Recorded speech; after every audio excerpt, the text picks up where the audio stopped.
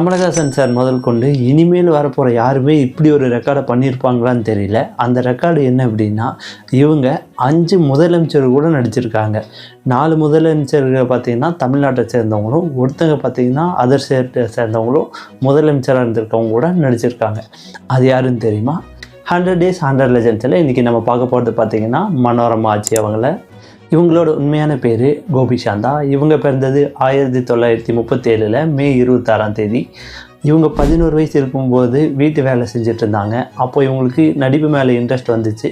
So அதனால் ஊருக்குள்ளே சின்ன சின்ன ட்ராமாலாம் போடுவாங்கள்ல, அதில் நடிக்க தொடங்கினவங்க கிட்டத்தட்ட அவங்க லைஃப்பில் 5000 ஸ்டேஜில் நடிச்சிருக்காங்க, ட்ராமா ஸ்டேஜில். அது மட்டும் இல்லை, அதுக்கப்புறம் அப்படியே அவங்க சினிமாவில் நடிக்க தொடங்கினவங்க மொத்தமாக 1500 படம் வரைக்கும் நடிச்சிருந்துருக்காங்க.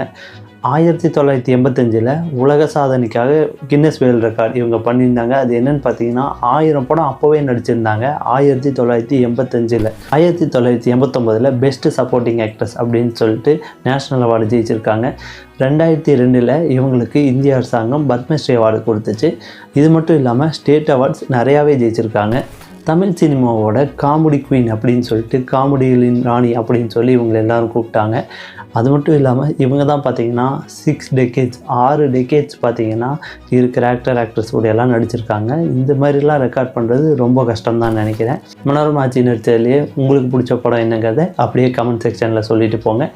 இதே மாதிரி ஒவ்வொரு நாளும் ஒவ்வொரு லெஜண்ட்ஸை பற்றி தெரிஞ்சுக்கலாம். இதே மாதிரி இன்ட்ரெஸ்டிங் வீடியோவுக்கு நம்ம பேஜை மறக்காமல் ஃபாலோ பண்ணிக்கோங்க. தேங்க்யூ.